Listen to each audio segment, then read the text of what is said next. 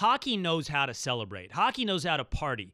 They're at the end of the game as the horn goes off and Ovechkin and the Capitals skate around the rink. You can see in the background of one of the pictures, you can just see up against the glass right there in the first row, you can see a lady in a white dress, just top down, boobs pressed to glass.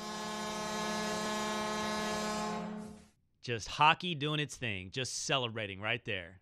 I challenge you, find a better moment in professional sports. But the real challenge, I think, for all of us is who's left now? Who most needs validation in professional sports? Who would a title mean something for? I mean, it would mean something for everybody, but who would it accomplish the legacy? I was thinking about this. I was thinking about who is Ovechkin? Who is this corollary? To me, and I know, it always comes back to Dallas. Will, not everything has to be the Cowboys. Not everything has to be the Mavericks. I got it. But tell me this isn't the best analogy. Is this not Dirk winning a title in 2011? Is this not, look, 14 years for Ovechkin.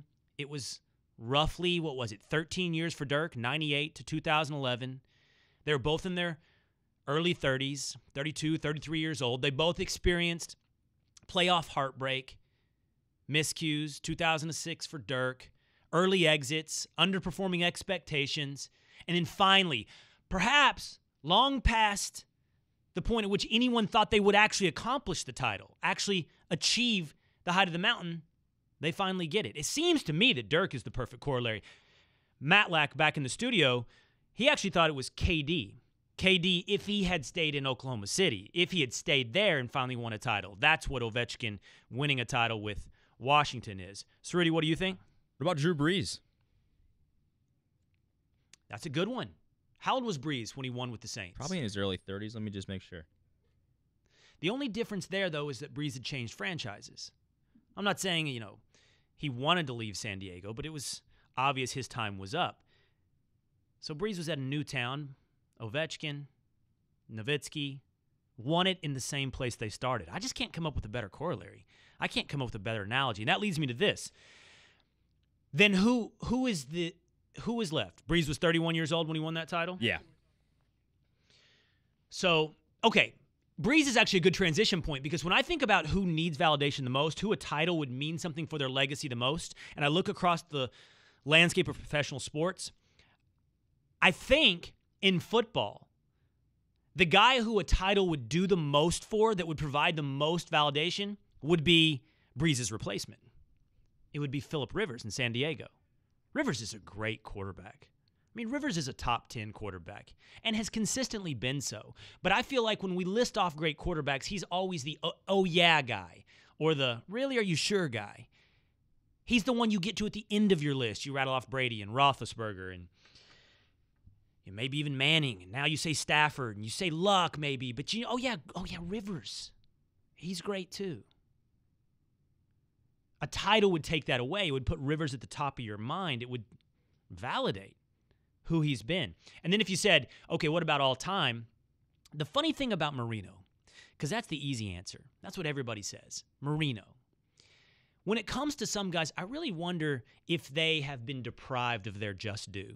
Because if you ask many, many, many analysts who's the greatest quarterback of all time, I guarantee you, if we did 100 analysts, how many would say Marino?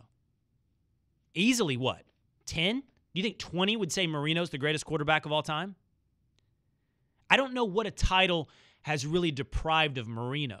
Maybe he would be more easily or readily mentioned in that conversation. The guy I think all time is Jim Kelly. I think that 0-4 in the Super Bowl really kind of haunts his legacy. And if he'd won one or two of those, it would change the conversation around Jim Kelly. But what about other sports? I think in basketball, it's pretty obvious. I think it's Chris Paul. As far as current players is concerned, it's Chris Paul who a title would do the most for. And then if you go all time, I have the same thing. It's like, okay, Karl Malone. But has Karl Malone's legacy really been dinged by not having a title? Karl Malone is consistently put up there among the greats. It's Barkley that I feel like doesn't get his just due. It's Barkley that's pushed down the power forward list. Whether or not it's Malone or Duncan or Nowitzki, then Barkley. It's Barkley that's missing the title that gets him higher on that list in the argument. So same thing. I feel like Malone is to basketball what Marino is to football. They both get their just due. And we can do this with baseball as well, by the way. If I'm looking at a guy in baseball right now, current player, who a title would do the most for, it would be Clayton Kershaw. Best pitcher in the game. But all time, if you're playing this game like who's the best to never get a title, it's got to be Ted Williams. But again, like Marino, like Malone, has Ted Williams really been deprived of his place in history? But what about Ken Griffey Jr.? I feel like a title for Ken Griffey Jr. would put him on a different plane. It would validate him in a way that he deserves, that would acknowledge his greatness. That's what a title would do for Griffey.